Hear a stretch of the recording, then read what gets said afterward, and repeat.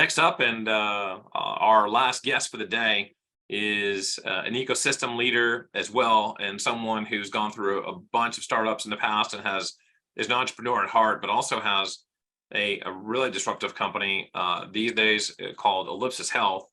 And don't forget that Ellipsis as well has a phenomenal leader, co-founder with Mainul, someone by the name of Susan Solinsky, who's been an incredible and really the backbone of the HITLAB Women's Health Tech Initiative. As the director of that organization, Susan has been one of the foremost leaders in promoting women's health and tech solutions in the healthcare and medical system over the last 5 years. So really appreciative for everything Ellipsis is doing in women's health and general health. And Manu, really happy to have you join us here today. Thanks for joining. Thanks, Dan, and thanks to everyone. I know I'm the last speaker, so we'll try to make this quick and fun. No, appreciate it. And so obviously this is the entire theme of the symposium this month is around JP Morgan. But of course, the audience always loves to hear a little bit about your background. If you have like a 30-second background on yourself, that would be phenomenal. Yeah, Mainul Mondal. I was lucky enough to start Ellipsis Health with Susan Solinsky and Dr. Artau a few years back. And my background was in management consulting for a few years, and really sort of personal experiences, learn what needs to be and what we need to do in healthcare, and really sort of making, listening, hearing, and taking action as part of healthcare, right? How do we make that happen? And for us, it's really sort of using voice, right? That's how we connect. So that's how we started Ellipsis Health, and look forward to sort of really sort of, this year is going to be sort of year of the voice, looking for really championing that across our peers and provider clients. That's fantastic. And from your involvement and obviously being in the Bay Area, tell us a little bit about what you took away from the JP Morgan Healthcare meeting earlier this month.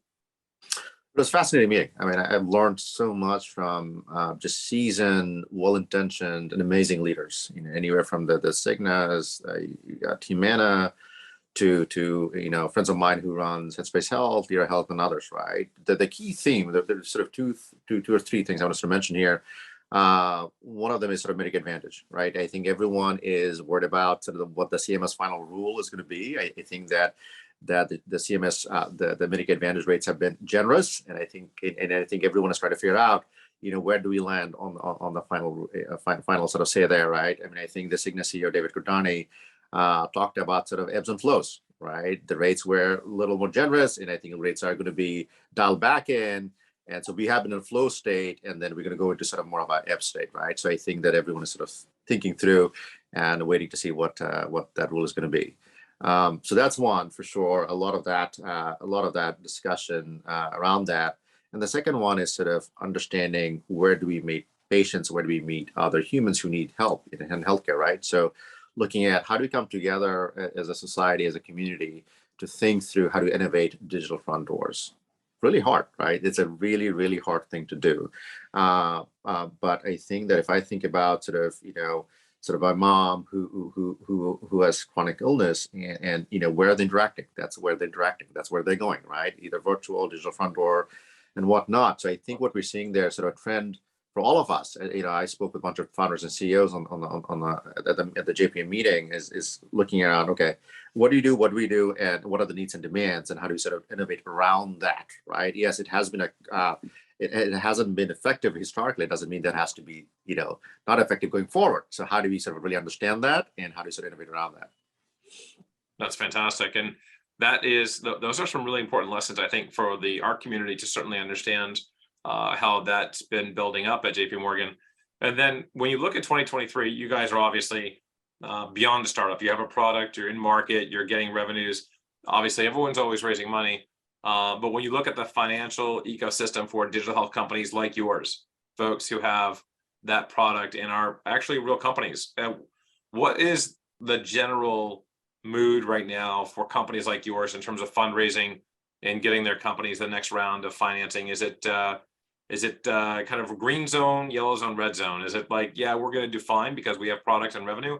Is it, yeah, we feel good, we got some good stuff going on, but we're a little worried because everyone's waiting for the other shoe to drop with this recession?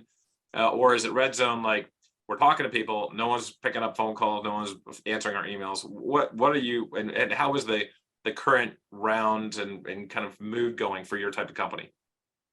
Look, I think that the economy and the world, and we humans are in a state of uncertainty.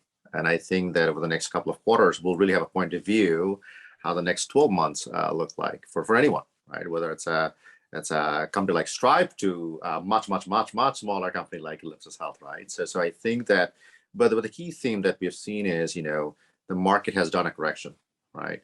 And so, that correction has happened. And I think that financing is hard right now for anyone and everyone, right? So I think it goes back to sort of execution, right? We're all taking an oath as founders and CEOs of companies that this is what we can do for patient health and human health.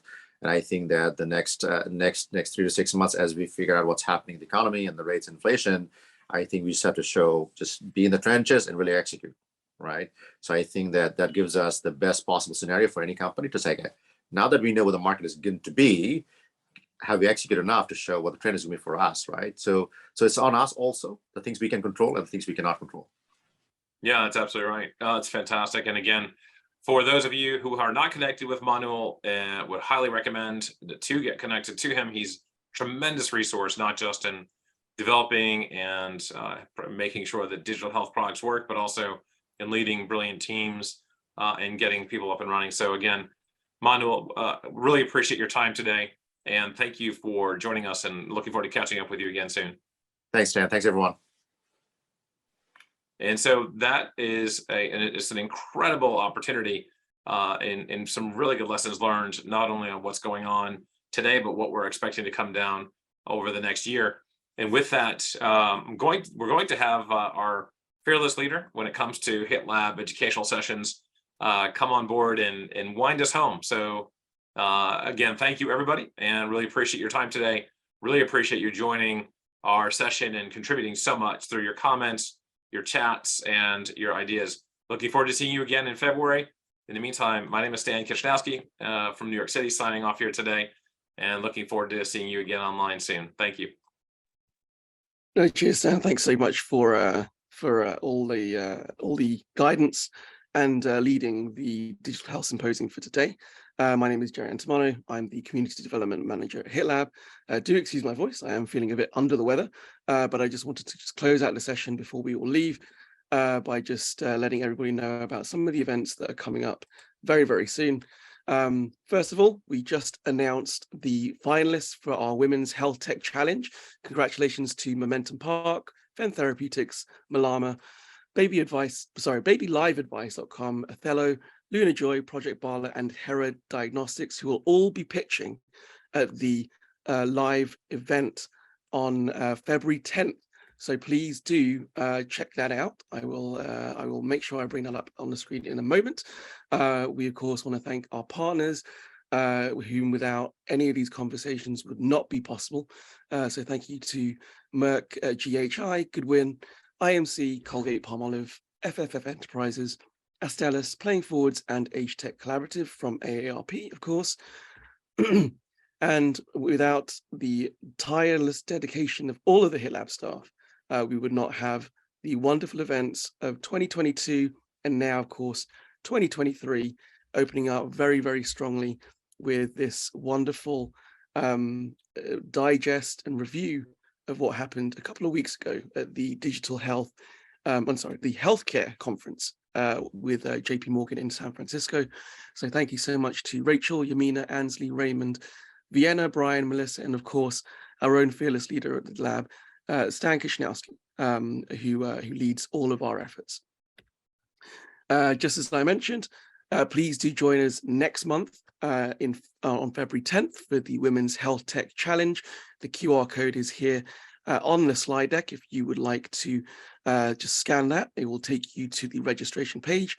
The link is also in the chat, and it will be great to have as many of you there to cheer on virtually, at least, our finalists who were, of course, solving some very, very important health tech issues and problems within a very, very important area of healthcare.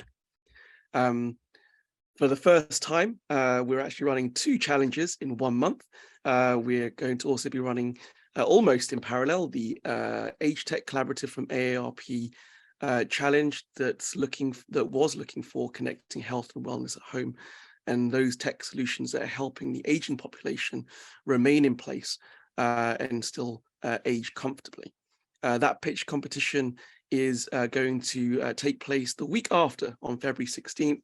Again, the details to join for free are in the chat and on the QR code in front of you as well.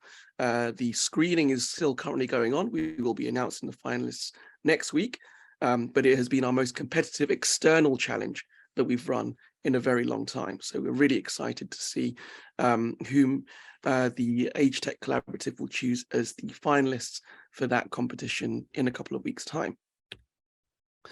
And last but not least, of course, or penultimately, I guess, please, as Stan said, do join us next month.